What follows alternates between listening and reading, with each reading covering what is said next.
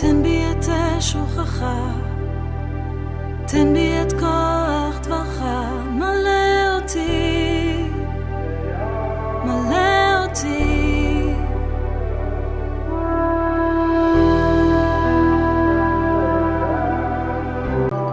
תן בי את שוכך, תן בי את כוח דברך, מלא, תן בי את שוכך. Bienvenue dans notre étude d'aujourd'hui. Que le Tout-Puissant soit béni, car à lui nous rendons toute gloire, honneur, puissance, magnificence, règne au siècle des siècles, à savoir le Saint d'Israël. C'est lui qui nous a donné le souffle de vie encore aujourd'hui pour qu'on puisse étudier ensemble. Gloire soit rendue à lui. Aujourd'hui, nous voulons aborder un thème des fois difficile à comprendre, un thème qui divise des fois. C'est sur ce thème-là que nous allons étudier ensemble. Le Shabbat du samedi est-il aboli, accompli ou changé à un autre jour? Donc dans ce thème, dans cette étude, nous avons trois grandes parties. La première partie, c'est la partie, une courte partie où je vais présenter juste le sabbat ou le Shabbat, selon les Saintes Écritures. La deuxième partie, qui est la partie dominante, consistera à répondre à presque pas toutes les questions, mais presque toutes les questions qui se posent par rapport au Shabbat ou Sabbat. Et la troisième partie, qui est aussi une courte partie, pour que je parlerai sur un témoignage lié à cette étude que nous allons faire ensemble. Je prie que le Saint d'Israël, le Tout-Puissant, nous guide. Je prie que le souffle sacré, Ruach HaKodesh, l'Esprit, nous conduit en toutes choses. Amen. Au nom de son Fils Yeshua Mashiach. Soyez bénis, vous qui suivez cette étude. Je nous prie, même si ça risque d'être un peu long, je nous prie vraiment de suivre jusqu'au bout pour mieux comprendre cette étude. Vraiment que le Saint d'Israël accorde la patience à toute personne qui va nous suivre. Voilà, nous commençons notre étude. Le sabbat en hébreu Shabbat, et Shabbat veut dire cesser. Cesser de travailler, se désister, faire une pause ou encore se reposer. Nous savons bien que le sabbat ou le Shabbat est un jour béni. Un jour béni, un jour sanctifié. Sanctifié en hébreu kadash, qui veut dire mis à part ou encore séparé. Donc le Shabbat est un jour mis à part, est un jour séparé ou encore un jour consacré par lui-même le Saint d'Israël à partir du livre de Genèse chapitre 2. Donc on peut constater que le premier jour que Adam a vécu réellement était déjà un jour de Shabbat ou un jour que le Saint d'Israël lui-même avait cessé de travailler par rapport à tout ce qu'il avait fait. Ce n'est pas qu'il était fatigué, non, il avait cessé de travailler. Et il a béni ce jour en le sanctifiant. Et nous allons comprendre pourquoi ce jour est mis à part ou ce jour est séparé. Bibliquement parlant, il y a la réponse, le pourquoi ce jour est séparé ou est mis à part. Je nous invite à lire le livre de Lévitique chapitre 23. Nous savons bien que le livre de Lévitique chapitre 23 parle de ce qu'on appelle les Moadim ou encore les fêtes bibliques connues sous le nom de le fête de l'Éternel.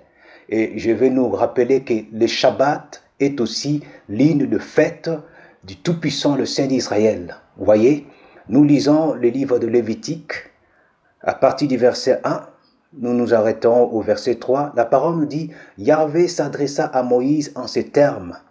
Parle aux Israélites et dis-leur, voici les fêtes que vous devez célébrer et qui sont mes fêtes.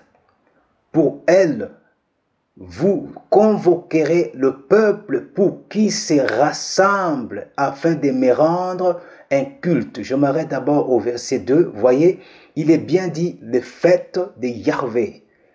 Il y a une erreur qui s'est faite. Beaucoup disent c'est le fait des Juifs. Non, ici c'est le fait de Yahvé lui-même. Il donne ça au peuple d'Israël et non aux Juifs. Sachant que les Juifs font partie d'Israël. Les Juifs font partie des 12 tribus d'Israël. C'est-à-dire ces fêtes ou ces convocations ont été données au tout Israël.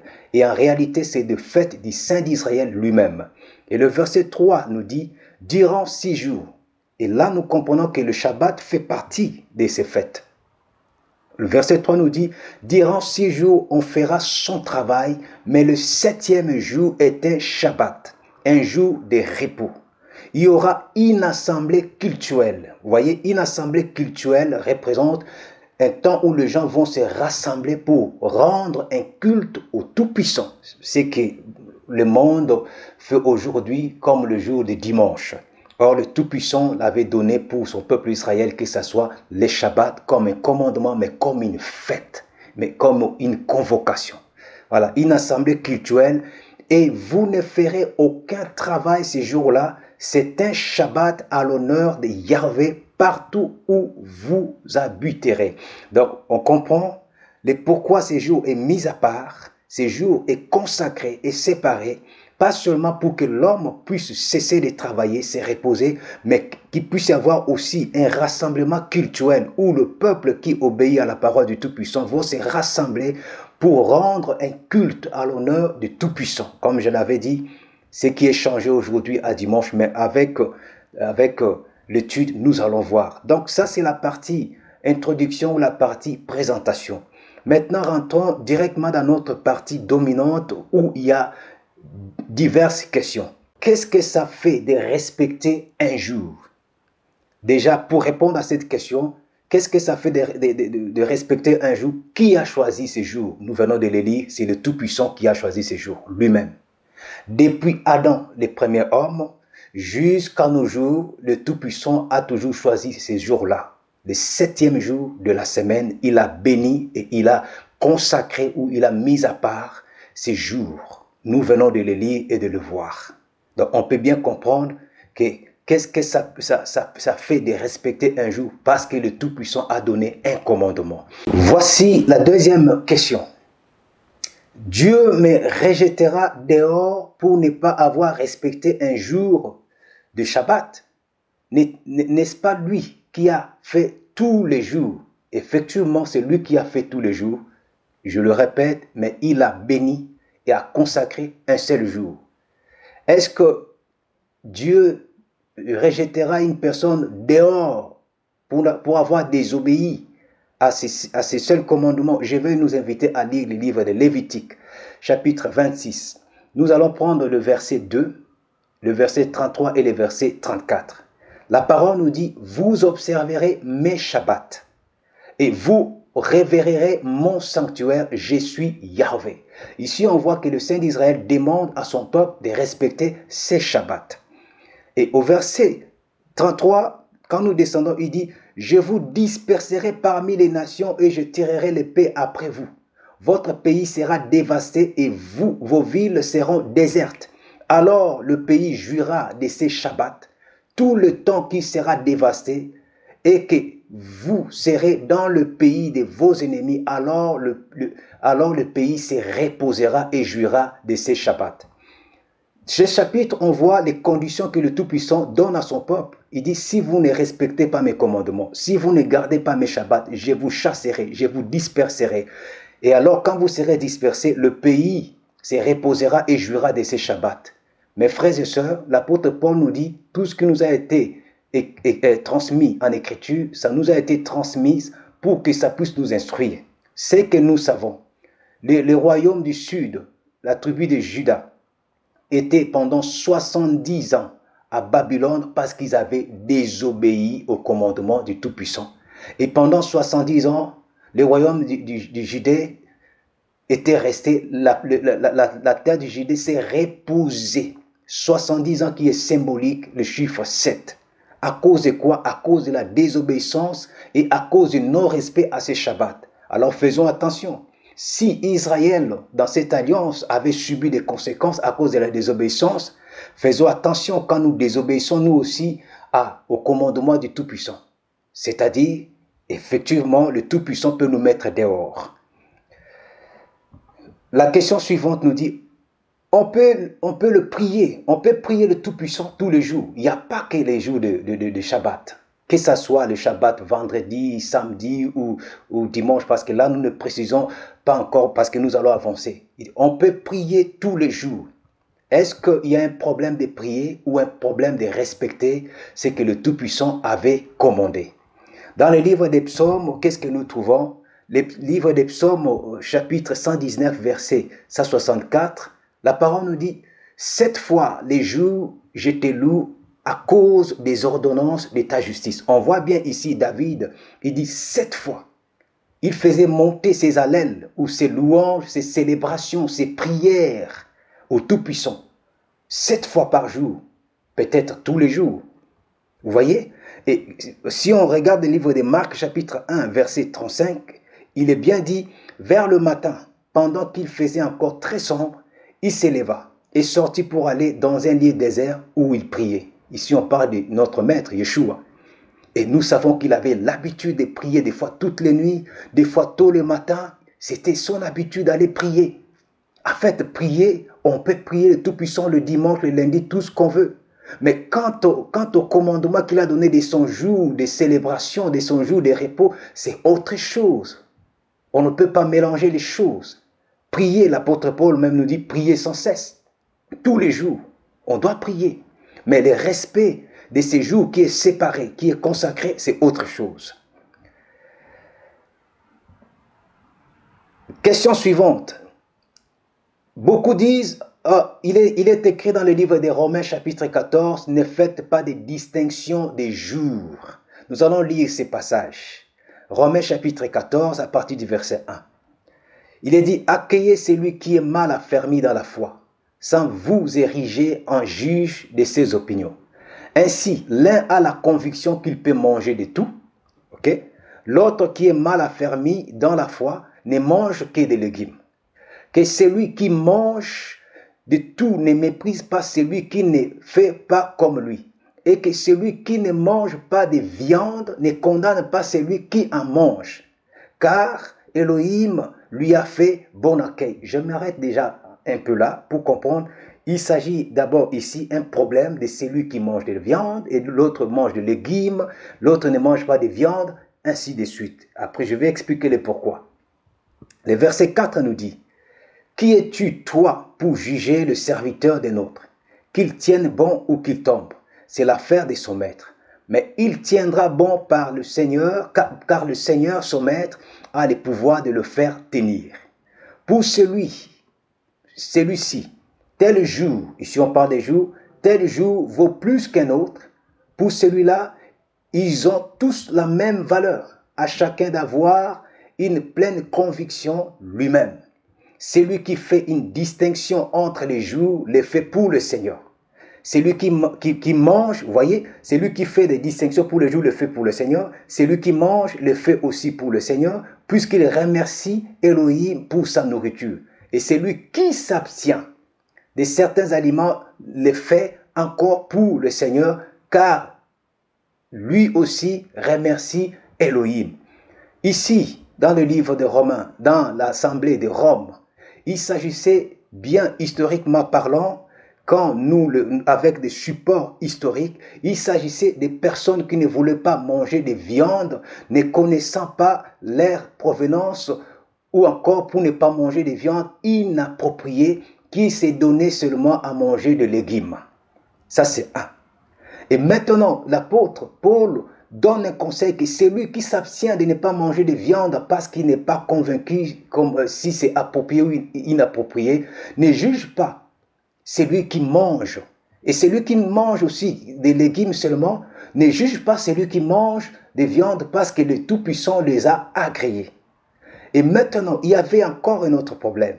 Il y a des gens qui distinguaient les jours pour se priver, s'abstenir de la nourriture. Il y a ceux qui disaient le lundi était un jour propice pour s'abstenir de la nourriture, jeûner et prier. D'autres croyaient que c'était plus le mardi, les autres croyaient que c'était plus le mercredi, d'autres peut-être le jeudi.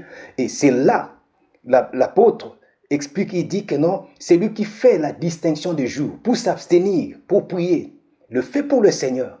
Et celui qui ne fait pas aussi la distinction des jours, le fait aussi pour le Seigneur. Ici, il ne s'agit loin de parler des Shabbats. Prenons ça dans les bons contextes, parce qu'il y a des supports historiques qui prouvent ça.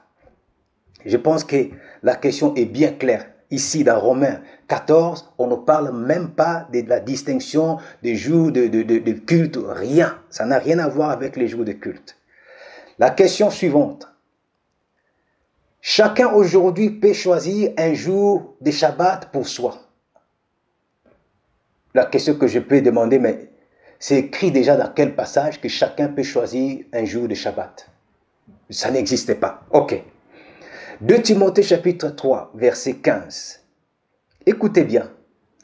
Dès ton enfance, tu connais les saintes lettres qui peuvent te rendre sage à salut par la foi en Yeshua HaMashiach. Ici, l'apôtre Paul parle à Timothée, le serviteur du Tout-Puissant, que dès ton enfance, tu connais les saintes lettres qui peuvent te rendre sage à salut par la foi. Et ces saintes lettres, il faut savoir ici, à cette époque, il n'y a pas encore ce que nous appelons le Nouveau Testament. Le sainte lettre, c'est seulement la Torah, les prophètes et les psaumes et les autres livres des prophètes. Comprenons ça très bien. Et voici, il continue au verset 16, il dit, toute écriture est inspirée des Elohim et utile pour enseigner, 1, convaincre, 2, corriger, 3, pour instruire dans la justice, afin que l'homme des Elohim soit accompli et propre à toute bonne œuvre, c'est-à-dire toute écriture.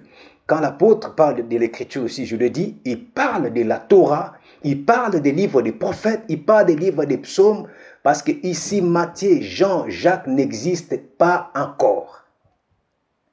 C'est-à-dire, c'est cette écriture qui nous montre quel jour que le Père lui-même a choisi. Et je ne pense pas que chacun peut se choisir son jour comme il le veut.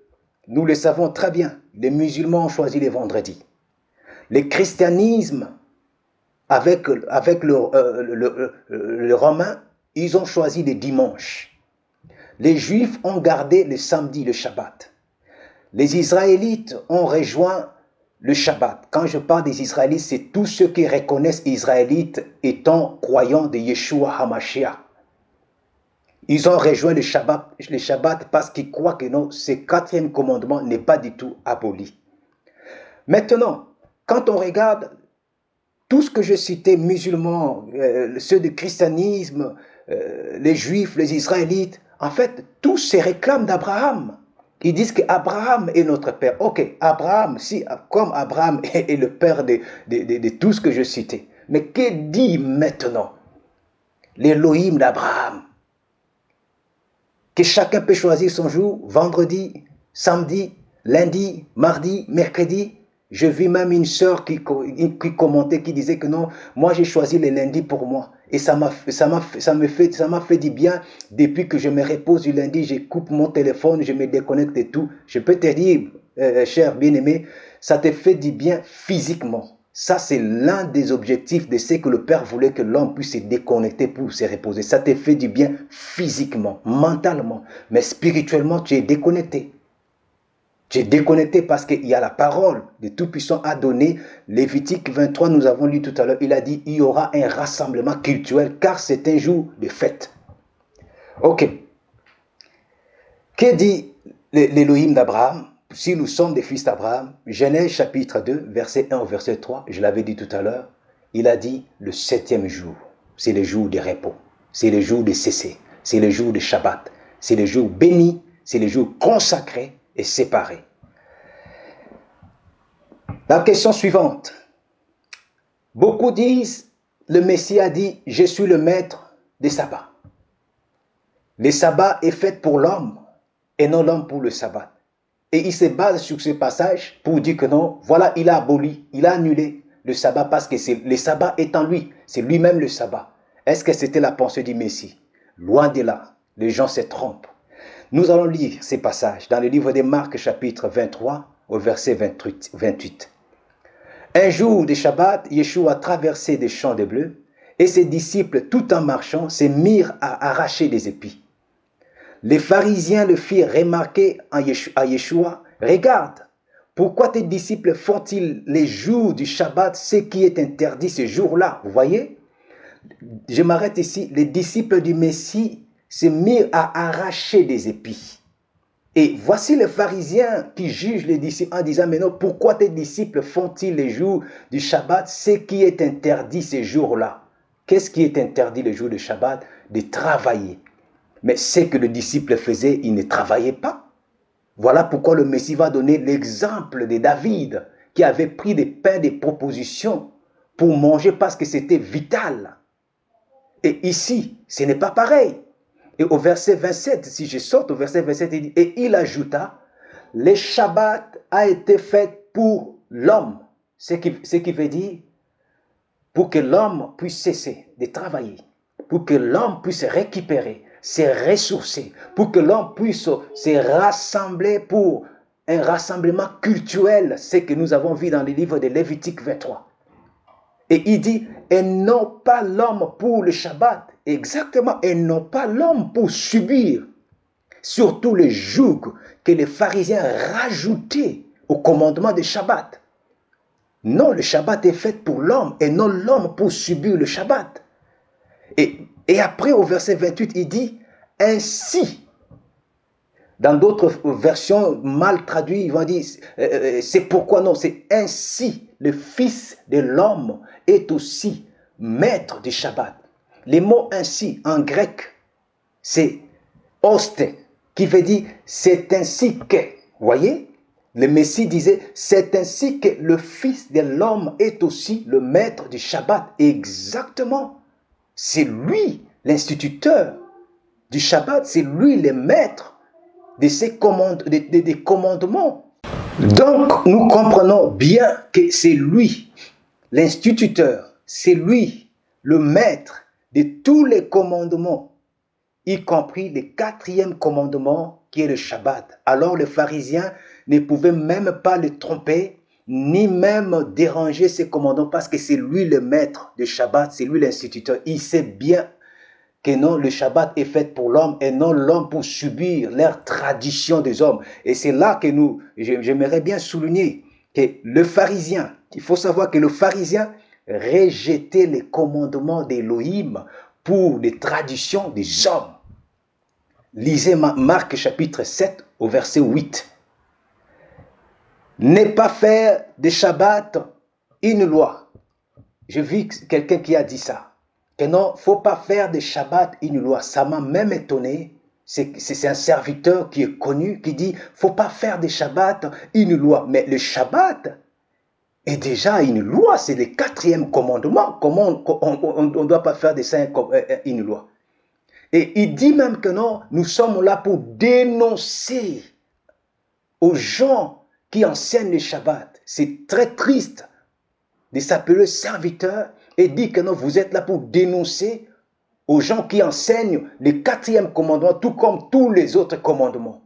J'invite au peuple du Tout-Puissant d'ouvrir les yeux, d'examiner les Saintes Écritures, pour voir si réellement le commandement, il ne fût qu'un iota des commandements du Tout-Puissant est aboli. Je ne crois pas. Il y a un autre qui a dit, observez, le Shabbat, c'est rester sous la loi de Moïse. C'est très étonnant. C'est très très étonnant. Si je pose la question, pourquoi tu ne tues pas les gens? Pourquoi tu ne voles pas? Pourquoi tu ne mens pas? Mais tout ça, on le trouve où? C'est les lois que le Tout-Puissant avait données à Moïse. Alors, où est-ce qu'on nous donne le droit de choisir telle loi et d'annuler telle loi? Examinons bien les Saintes Écritures. La question suivante. Beaucoup disent, mais pourquoi le Messie opérait plus de miracles le jour de Shabbat? Il opérait plus de miracles le jour de Shabbat. Et je peux nous dire, mais à quoi ça dérange d'opérer les miracles le jour de Shabbat? Ça ne dérange à rien parce que quand nous lisons les Saintes Écritures, nous voyons la parole nous dit, les jours du Shabbat, il ne faut pas que nous fassions notre volonté. Notre passion, mais que nous puissions faire ce qui est la volonté du Tout-Puissant. Et la volonté du Tout-Puissant est de prêcher et d'enseigner et de guérir, de délivrer.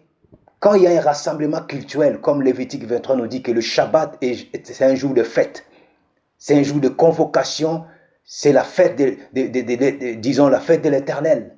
Mais s'il y a des malades, on va prier pour eux. S'il y a des aveugles, on va prier pour eux. Au nom puissant de Yeshua, qui reçoivent la guérison, qui reçoivent le miracle par la puissance du souffle sacré, l'esprit. Il n'y a rien qui dérange, sauf que le pharisien qui était là était jaloux et n'était pas d'accord par rapport à ce que le Messie faisait. La preuve en est que quand le Messie a prié pour la personne qui était mal pendant 18 ans, ils ont commencé à dire, dis à tes disciples de venir un autre jour. Le Messie les a regardés indignement. Pourquoi?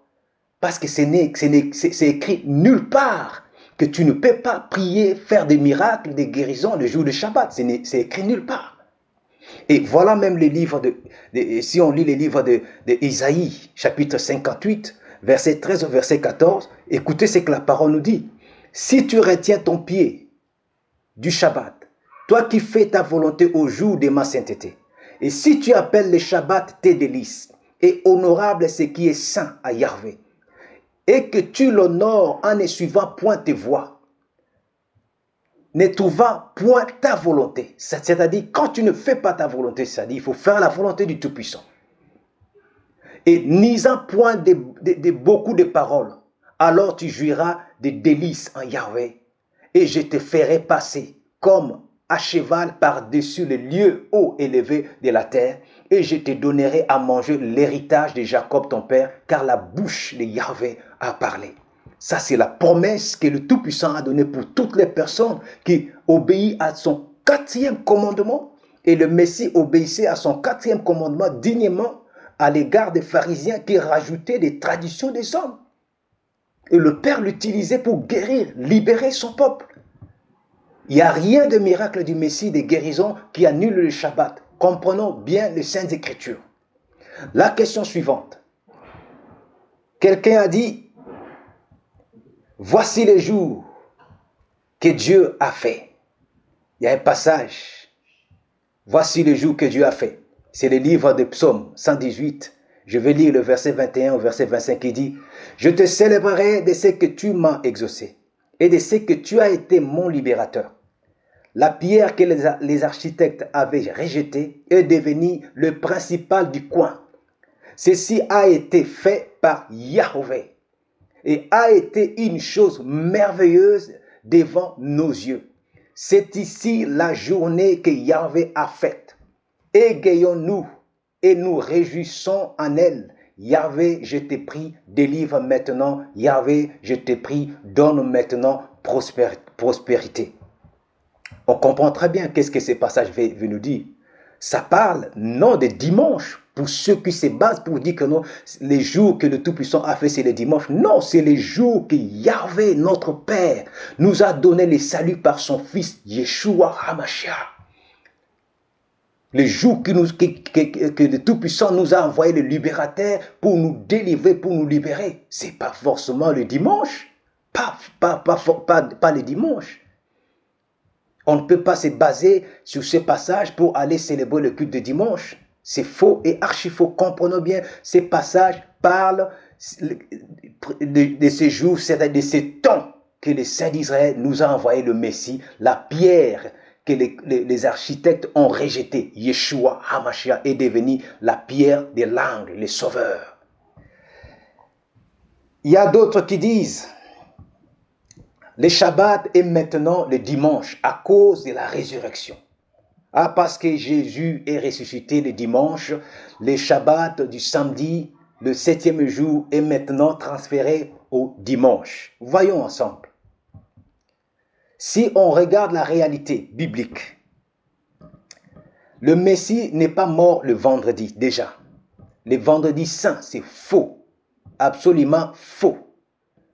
Yeshua HaMashiach n'est pas mort le vendredi. Si un autre Yeshua, un faux Yeshua était mort le vendredi, mais le nôtre Yeshua HaMashiach, le roi des rois, le prince de paix, celui que nous attendons, n'est pas mort le vendredi. Il est mort le mercredi. Et il est ressuscité le Shabbat, le samedi. C'est-à-dire, quand on regarde du mercredi au samedi, nous avons 72 heures. Parce qu'il devait faire 3 jours, 3 nuits. Comme Jonas avait fait dans les ventres du poisson, 3 jours, 3 nuits. Il est mort à 15 heures. Si on prend de 15 heures du mercredi jusqu'aux 15 heures du jeudi, ça fait 1 jour. 15 heures du jeudi jusqu'aux 15 heures du vendredi, ça fait 2 jours. 15 heures du vendredi jusqu'aux 15 heures du samedi, ça fait 3 jours, 3 nuits. Et alors, il est sorti du tombeau. Quelqu'un me dira, mais comment les femmes sont venues le dimanche? Oui, les femmes sont venues le dimanche matin parce qu'il est ressuscité le jour de Shabbat. Les jours de Shabbat, les Israélites respectaient, ces femmes ne pouvaient pas venir au tombeau. Ils sont venus le matin, le premier jour de la semaine, c'est-à-dire le dimanche matin. Et là, ils ont trouvé que non, les corps n'y étaient plus. Maintenant, si on rentre dans la pensée du christianisme, le christianisme nous dit que Jésus est mort le vendredi. À 15 heures, à la 9e heure, 15 heures. Du vendredi à 15 heures jusqu'à samedi à 15 heures, ça fait 1 jour. Du samedi à 15 heures jusqu'au dimanche à 15 heures, ça fait 2 jours. Déjà là, on est dimanche à 15 heures. Or, les femmes, les matins, ils ont trouvé Yeshua, était déjà ressuscité. Alors, examinons encore bien les Saintes Écritures. Arrêtons de nous baser au culte de dimanche en disant que non, à cause de la résurrection, c'est faux et archi faux. Je pense que quelqu'un a compris. Merci.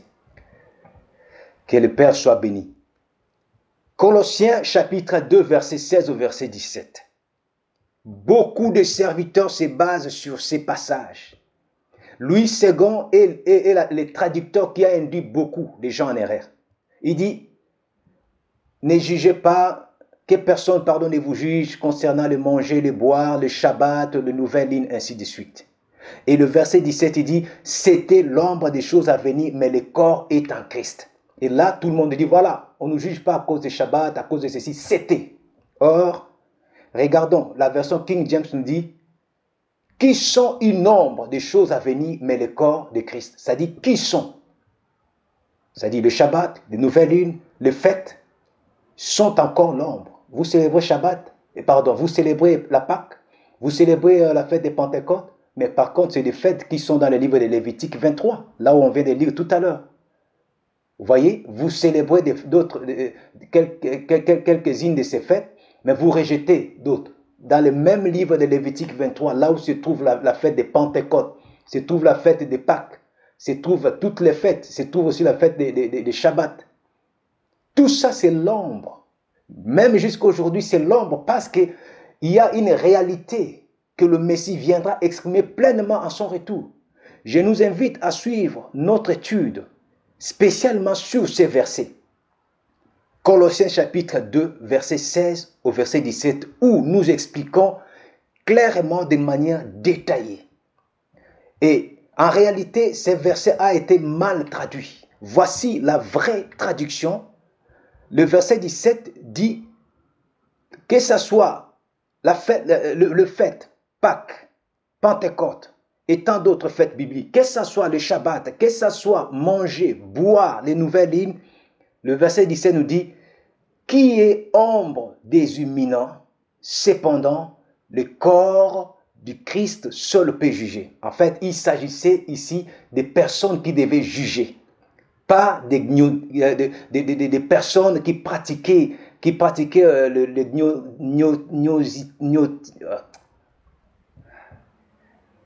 on va couper ici.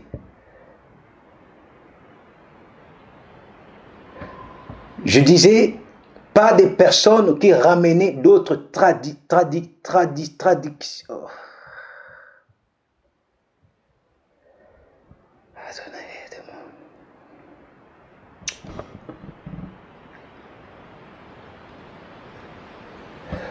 Je disais, pas des personnes qui ramenaient des traditions des hommes, des pratiques des hommes. Non. Ils ne pouvaient pas juger l'assemblée. Mais l'apôtre Paul invitait les frères et sœurs de Colosse, eux-mêmes les vrais croyants, à juger au milieu d'eux, que personne ne devait juger leurs pratiques des fêtes, des nouvelles lunes, des shabbats, des manger, des boire. Vraiment, je nous invite à regarder notre étude du livre des Colossiens chapitre 2, verset 16 au verset 17. La question suivante. On ne peut plus pratiquer les shabbats du samedi. Pourquoi? Parce que Yeshua lui-même est le Shabbat. À cause du verset de Matthieu chapitre 11, verset 28 au verset 29. Que dit ces versets? Que dit ces versets? Les versets dit seulement, venez à moi, vous tous qui êtes chargés et fatigués, je vous donnerai du repos. Et le verset parle sur, vous trouverez les repos de vos âmes. Ok. Exactement. En lui, nous trouvons les repos de nos âmes. Je dis Amen. Mais le fait de trouver les repos de nos âmes en lui, lui-même, il n'annule pas le Shabbat. Ici, il ne dit pas que non, si vous trouvez les repos de vos âmes en moi, et j'annule le repos ou le quatrième commandement, ce n'est pas dit. Il y a des preuves que Yeshua ne peut pas se contredire. Excusez-moi, je vais aller même plus loin. Que Yeshua n'est pas schizophrène ou encore il n'est pas un malade mental. Excusez-moi. Pourquoi? Lisez avec moi ces passages. Je suis dans le livre de Matthieu, chapitre 24. Je vais lire à partir du verset 15 jusqu'au verset 20. Et ces passages ici, le Messie nous parle sur le temps de la grande détresse, qui est le temps de la grande tribulation. C'est-à-dire, nous avançons à ce temps-là, vous le savez très bien. Mais écoutez ce que le Messie dit. Or, quand vous verrez l'abomination qui causera la désolation qui était prédite par Daniel, les prophètes, être établie dans le lieu saint, que celui qui lit ces prophètes, il fasse attention. Alors que ceux qui seront en Judée n'enfuient aux montagnes, et que celui qui sera sur la montagne ne descende point pour emporter quoi que ce soit de sa maison.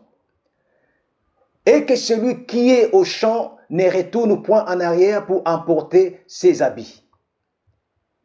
Il parle bien du temps de la grande détresse, de la grande tribulation. Je continue au verset 19, il dit, mais malheur aux femmes enceintes pendant ce temps-là, et à celles qui allaitent en ce jour-là.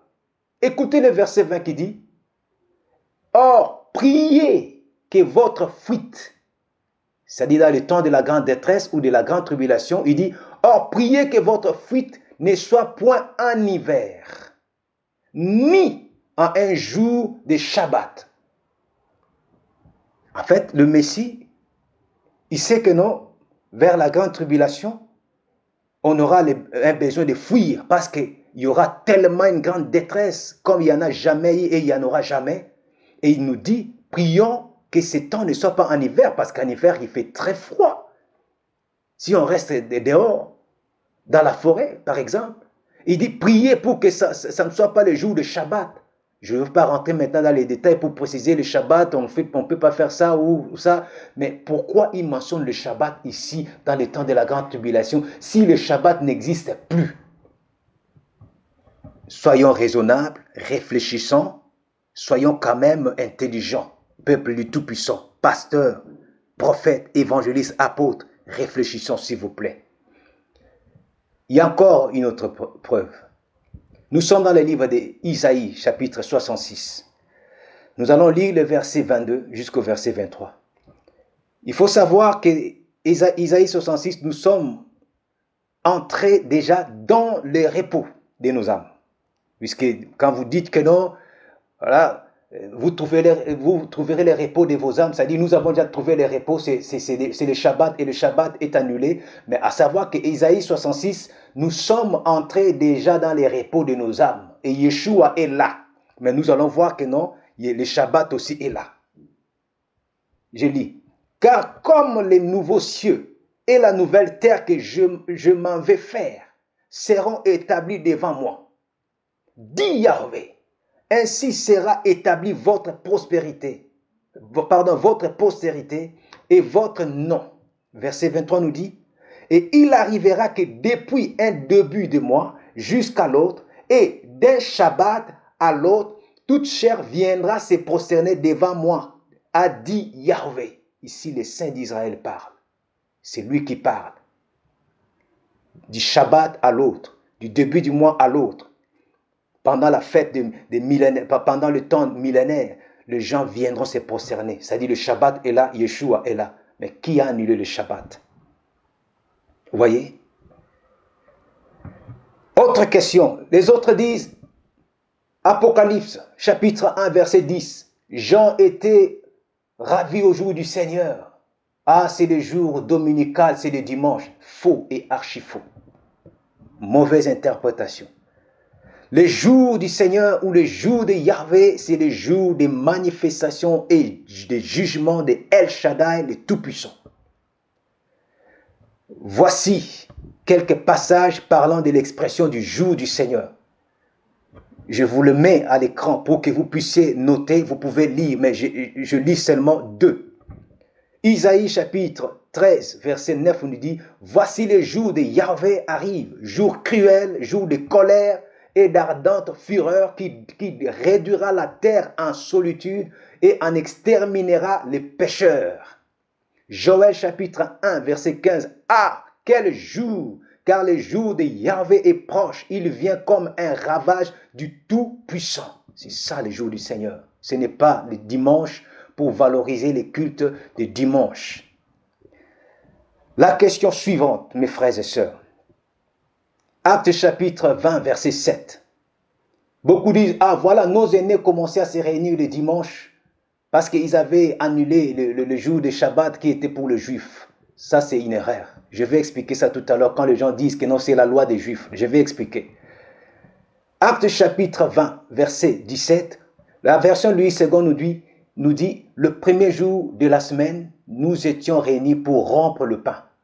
Paul, qui devait partir le lendemain, s'entretenait avec les disciples et il prolongeait son discours jusqu'à minuit. Ça, c'est la version Louis II. La version Semer nous dit, les dimanches, vous voyez, Louis II dit le premier jour de la semaine, il n'y a pas de souci. La version Semer lui dit, les dimanches, nous étions réunis pour rompre le pain. Ok. La version Parole de vie nous dit, le samedi soir, nous sommes réunis pour partager le pain. Est-ce qu'il y a contradiction? Il n'y a pas contradiction. En fait, le premier jour de la semaine qui est un dimanche, ça commence le samedi soir. Et c'est pour ça, Louis II dit dimanche, Parole de vie dit le samedi soir, le Semer dit dimanche, Louis II dit le premier jour de la semaine. En fait, on peut comprendre ici deux hypothèses. Il y a ce qu'on appelle en hébreu la Havdalah. La Havdalah, c'est une réunion pour clôturer le Shabbat. Et cette réunion, c'est quand? C'est le samedi soir pour clôturer le Shabbat afin d'entrer à la semaine normale. C'est-à-dire le samedi soir, quand on clôture le Shabbat, on proclame le début de la semaine, c'est-à-dire on est déjà le premier jour de la semaine ou encore ce que nous appelons dimanche. Et voilà. Donc, la Havdalah. Donc, ils étaient réunis soit pour la Havdalah, ou soit quand on approfondit aussi les études, on peut comprendre que non, c'était la déclaration du jour de prémisse des loges, ce qu'on appelle en hébreu Yom Abikurim. Je ne vais pas aller dans les détails, mais c'est juste pour nous ramener à réfléchir. Beaucoup se basent sur ces passages pour dire que nos aînés commençaient à célébrer les cultes de dimanche, le Shabbat c'était le dimanche. Mais ici même, c'est le début du dimanche, le soir. Et c'est même pas le dimanche comme le christianisme a enseigné le matin. Non, c'est faux. Donc ne nous basons pas sur ces passages pour valoriser ce que les Romains ont institué le Shabbat de dimanche. C'est faux. Nous avons le livre de Hébreux chapitre 4, verset 8 au verset 10. Beaucoup se basent ici pour dire, voilà la parole dit, car si Josué leur eût donné le repos, il ne parlerait pas après cela d'un autre jour. Il y a donc un repos de Shabbat réservé au peuple du Tout-Puissant. Déjà ici, il faut comprendre, il dit, il y a donc un repos. Il parle bien du repos de l'éternité et non le Shabbat du samedi. les repos de nos âmes que nous avons dit tout à l'heure, ça part des repos de nos âmes et non le Shabbat. Le verset 10 nous dit, car celui qui entre dans les repos de son âme, c'est-à-dire les repos d'Élohim, c'est repos de ses œuvres, les repos de nos âmes, comme Élohim s'est reposé des siennes. Or, nous savons que nous sommes en Yeshua, nous sommes rentrés dans ces repos déjà, nous vivons le prémisse de ces repos, mais pas la plénitude de ces repos parce que jusqu'à aujourd'hui, nous travaillons encore. Nous prêchons, nous enseignons, nous gênons, des fois nous commettons des péchés, nous nous répandons. Dites-moi si nous sommes rentrés pleinement déjà dans notre repos aujourd'hui. Quelqu'un qui croit en Yeshua aujourd'hui, demain qui abandonne Yeshua, qui renonce Yeshua, qui retourne carrément dans le péché, donc il garde toujours le repos de son âme. Non. Nous sommes dans le prémisse du repos de notre âme. Mais quand le Messie viendra, il donnera à chacun selon ses œuvres. C'est là que nous rentrerons pleinement dans notre repos. Ici, il ne s'agit même pas du repos du Shabbat, le 4e commandement. Remettons les choses dans les bons contextes. D'autres disent, ah ben, on ne pratique plus le Shabbat parce que nous ne sommes plus sous la loi, mais nous sommes sous la grâce. Je vais nous inviter, s'il vous plaît, mes frères et sœurs. Il y a une brochure que nous allons faire sortir. Ça s'affiche là sur l'écran. Nous venons d'expliquer tout le livre des Galates en remettant chaque verset difficile dans son contexte. Poussé par le souffle sacré, nous avons fait ce travail. C'est des brochures que nous faisons et nous partageons gratuitement sous forme de PDF. Si vous voulez en papier, vous pouvez l'obtenir, mais juste en nous aidant à l'imprimer pour vous et aussi à l'envoyer. Mais nous les partageons gratuitement pour la gloire du Tout-Puissant. C'est-à-dire, c'est très important, si vous êtes intéressé, de vous en procurer de ces livres des Galates expliqués, remis dans des bons contextes et non dans les contextes que chacun peut expliquer que nous ne sommes plus sous la loi parce que nous sommes sous la grâce. Mais si nous ne sommes plus sous la loi, quelle est la loi que l'apôtre Paul parlait? Est-ce qu'il disait que non, nous n'avons plus la loi en nous, on peut insulter, on peut voler, on peut tuer, parce que tout ça c'est des lois que le Père avait données aussi à Moïse. Remettons les choses à sa place. Et comme je disais tout à l'heure, beaucoup disent que le Shabbat, c'est la loi des Juifs. Mauvaise compréhension grave d'écriture, mes frères et sœurs. Où est-ce que vous trouvez, depuis Genèse jusqu'à Apocalypse, le Tout-Puissant dit, ces lois, c'est spécialement pour les Juifs. À savoir, qui dit Juif, veut dire une seule tribu d'Israël. Ou encore, qui dit Juif, veut dire le royaume du Sud. Là où il y avait les Juifs, le peuple de la tribu de Benjamin et des Lévites. Or, les lois qui ont été données aux toutes, ou encore à tout Israël. Or, quand nous regardons au mont Sinaï ou au mont Horeb, il y avait les 12 tribus d'Israël et il y avait même le peuple de l'adoption, l'image de ce que nous sommes tous aujourd'hui. Il y a Juda, il y a Éphraïm et il y a le peuple de l'adoption et nous formons le tout Israël. Quand je dis la mauvaise compréhension, frères et sœurs, c'est la mauvaise compréhension, ce n'est pas moi. C'est la parole qui le dit. Je vais lire un passage, c'est dans le livre de Romains. Vous allez dire, ah, c'est l'Ancien Testament. Non, je suis bien dans le livre des Romains, chapitre 11. Je lis le verset 17. La parole nous dit, écoutez très bien, le peuple d'Israël est comme un arbre bien cultivé, auquel on a coupé quelques branches. Toi, tu es comme la branche d'un arbre sauvage, et on t'a greffé parmi les branches qui restaient sur l'arbre cultivé, c'est-à-dire, vous voyez, l'olivier franc et l'olivier sauvage. Israël, c'est le peuple de l'olivier franc. Et nous, des nations, nous venons de l'olivier sauvage. Et qu'est-ce que le Père a fait? Il a coupé quelques branches de l'olivier franc et il a mis ça de côté. Et qu'est-ce qu'il a fait? Il a pris, nous qui étions de l'olivier sauvage, il nous a greffé. Il est bien dit, on t'a greffé parmi les branches qui restaient sur l'arbre cultivé. C'est-à-dire, il y a encore d'autres branches qui restaient, c'est-à-dire d'autres Israélites qui restaient, Et le Père a pris nous des nations, il nous a greffés au milieu de son autre Israël qui restait, qui croyait, tel que Pierre, tel que Paul, tel que Jacques, tel que André, tel que tous ceux qui ont reçu Yeshua d'Israël, ils étaient encore là. C'est-à-dire, nous sommes mélangés maintenant avec Israël.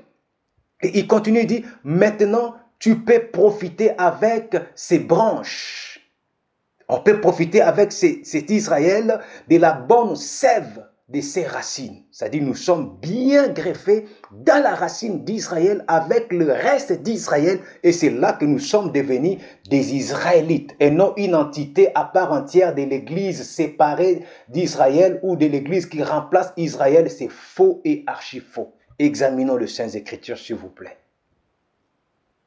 Et là, on comprend que si on comprend déjà ici, on peut comprendre que la loi d'Israël est notre loi. Nous sommes à 100% des Israélites. Qu'on soit juif, qu'on soit éphraïmite, qu'on soit par adoption, nous sommes à 100% des Israélites. Nous formons les tout Israël. Nulle part on peut trouver la loi pour les chrétiens. Qu'est le chrétien, qu'est le juif, mais toutes les lois qui sont données, c'est pour Israël.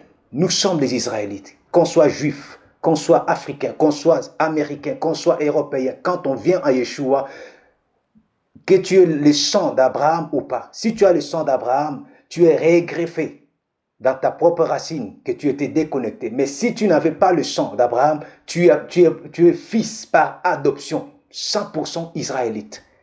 Et dans le livre de Exode chapitre 12, verset 49, vous allez trouver une parole qui dit, il y aura une même Torah. C'est traduit par loi, mais ce n'est pas loi. Il y aura une même Torah pour les Israélites et pour les étrangers qui chercheront à obéir au sein d'Israël. Même Torah. Torah qui veut dire même instruction, même enseignement, même parole. J'ose croire que non. Jusque-là, nous comprenons. Voilà. Et pour finir, nous avons la question de Hébreux chapitre 10, verset 1. C'est vrai que nous avons été longs parce que c'était important d'expliquer, de répondre à toutes ces questions. J'ose croire que non, le Tout-Puissant bénira quelqu'un au travers de cette vidéo, par sa grâce. Hébreux chapitre 10, verset 1. Quelqu'un dit, la loi détient une ombre, donc pas besoin de pratiquer le Shabbat, pas besoin d'obéir à la loi, parce que la loi détenait juste une ombre. Mais je peux poser cette question, mais de quelle loi que tu parles?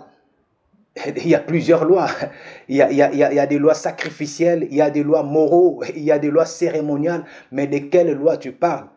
Mais en jetant un coup d'œil sur ces passages, Hébreux chapitre 10, verset 1, il est dit, en effet, la loi qui possède un nombre de biens à venir et non l'exacte représentation des choses ne peut jamais, par le même sacrifice qu'on offre perpétuellement chaque année, amener les assistants à la perfection.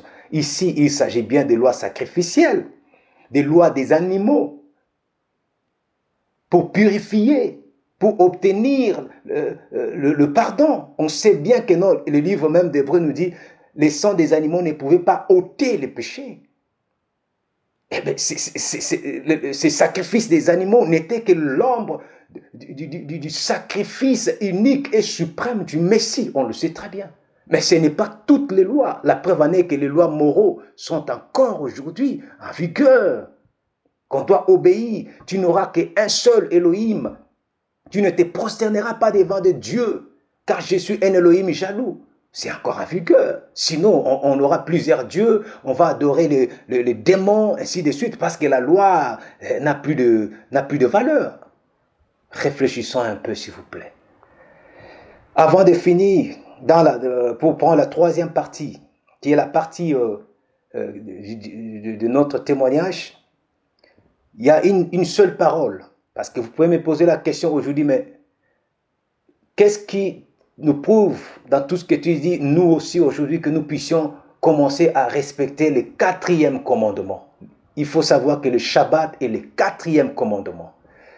Selon le livre d'Exode chapitre 20. Vous pouvez lire vous-même. Je vais lire un passage où je nous invite à étudier, à méditer, vraiment à méditer. Le livre de Isaïe chapitre 56, verset 1 au verset 8. Il est dit ceci. Voici ce que dit Yahweh. Écoutez. Observez les jugements et agissez selon la justice, car mon salut est près d'arriver et ma miséricorde va se révéler. Heureux l'homme qui fait ces choses, c'est-à-dire qui pratique la justice, vous voyez, qui agit selon la justice, ok, et qui observe le jugement. Il dit, heureux l'homme qui fait ces choses. Heureux celui qui s'attache, qui se garde de profaner le Shabbat et conserve ses mains pures de toute iniquité. Verset 3. Il dit, quel étranger qui se donne au Seigneur ne dise pas, le Seigneur me séparera certainement de son peuple. Quel eunuque ne dise pas, je suis un bois mort. Verset 4. Car voici que le Seigneur dit aux eunuques, voici ce que le Seigneur dit aux eunuques, à tous ceux qui garderont mes Shabbats, qui choisiront les choses que j'aime et s'attacheront à mon alliance. Je leur donnerai dans ma demeure et dans mes murailles une place honorable, meilleure pour eux que des fils et des filles. Je leur donnerai un nom éternel qui ne défaillira jamais. Qui ne défaillira jamais. À cause de quoi? Parce qu'il garde son alliance, il garde ses Shabbats. Ok. Verset 6.